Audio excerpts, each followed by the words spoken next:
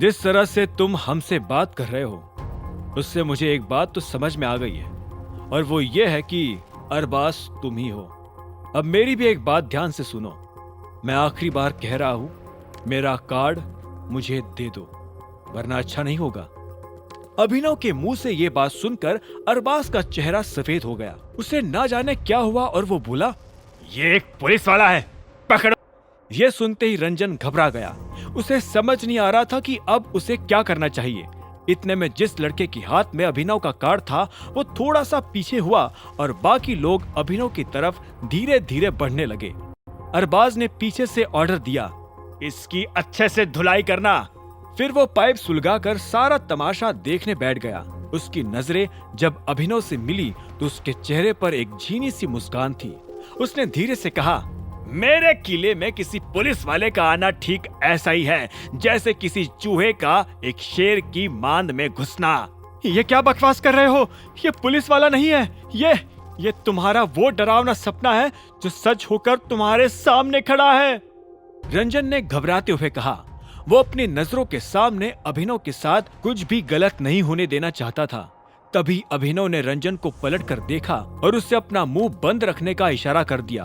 वो चाहता तो खुद ही अपनी पहचान बता सकता था, लेकिन तभी उसे अकरम से किया हुआ वादा याद आया और इसीलिए वो चुप हो गया।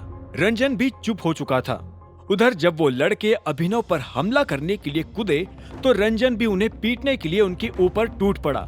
हालांकि वो अभिनव जैसा लड़ाका तो नहीं था और उसे कुछ घूंसे भी पड़े, फिर भी वो अड़ा रहा।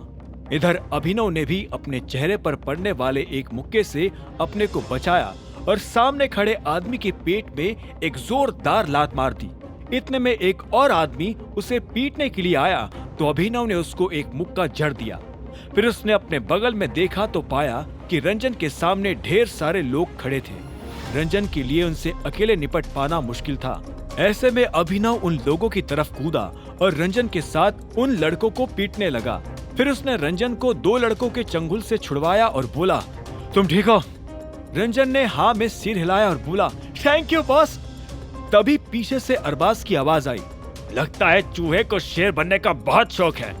इतना कहते ही अरबाज ने अपनी टेबल में रखी बंदूक निकाली और अभिनव की तरफ तानते हुए बोला, चल अब शान पत्ती बहुत हुई, चुपचाप हाथ ऊपर कर और कोने में खड़ा हो जा। अरबाज के हाथ में बंदूक देखते ही उसके सारे लोग एक एक करके पीछे हटना शुरू हो गए, क्योंकि अब बंदूक की नली सीधी अभिनव के माथे की तरफ तन चुकी थी। ठीक इसी वक्त रंजन को लगा कि अब उसके पास सच बोलने के अलावा और कोई चारा नहीं है। उसे डॉन की कही बात याद आ रही थी, अगर अभिनव को कुछ हो जाएगा तो डॉन और रंजन जैसे लोग एक पल में ही अनाथ हो जाएंगे। इसीलिए वो चिल्लाते हुए बोला, यह टाइगर है।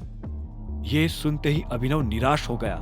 उसे गुस्सा तो नहीं आया, फिर भी उसे अच्छा नहीं लग रहा था। अरबाज ने एक पल के लिए अभिनव को घूरते हुए देखा और बोला, टाइगर। और इतना कहते ही वो जोर जोर से हंसने लगा। रंजन और अभिनव एक दूसरे को देख रहे थे। इतने में अरबाज ने कहा, ये और टाइगर मेरे साथ चालाकी बहुत भारी पड़ती है बच्चे। अगर अब कुछ भी बोला ना तो इसे उड़ाने से पहले तुझे उड़ाऊंगा। रंजन ने अरबाज की इस बात पर सफाई देते हुए कहा, मैं झूठ नहीं बोल रहा हूँ, सच कह रहा हूँ। यही है तुम्हारा सबसे डरावना सपना जो सच बनकर तुम्हारे सामने खड़ा है, टाइगर। रंजन के मुंह से ये बात सुनकर अरबाज खड़ा हुआ और अभिनव की तरफ बढ़ने लगा। उसने अभिनव को ऊपर से नीचे तक देखा और बोला, टाइगर सिर्फ 25 साल का कैसे हो सकता है? मुझे तो ये कोई खेल लग रहा है।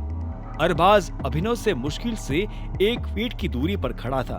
तभी अभिनव ने कहा, तुम्हारा छोटा सा शक तुम्हारी पूरी जिंदगी बर्बाद कर सकता है। इतना कहते ही अभिनव ने अरबाज की कलाई पर तेजी से वार किया और एक ही वार में अरबाज के हाथ से बंदूक नीचे गिर गई। वार इतना जोरदार था कि अरबाज के मुंह से चीख निकल गई। जैसे ही अरबाज बंदूक फिर से उठाने के लिए नीचे झुका तो अभिनव ने उसकी गर्दन पर ऐसा वार किया कि उसके बाद अरबाज के लिए सांस लेना तक दूभर हो गया था। अभिनव ने अपना पैर बंदूक पर जमा दिया ताकि कोई और उसे ले ना सके। तभी वो आदमी जिसके हाथ में अभिनव का कार्ड था, उसने अरबाज की तरफ देखते हुए अभिनव से पूछा, ये तुमने बॉस के साथ क्या किया? की कहानी जानने के लिए देखें अगला एपिसोड सिर्फ पॉकेट एफएम के यूट्यूब चैनल पर, और द रिटर्न ऑफ टाइगर के सारे एपिसोड्स को सुनने के लिए डिस्क्रिप्शन में दी लिंक से डाउनलोड करें पॉकेट एफएम ऐप।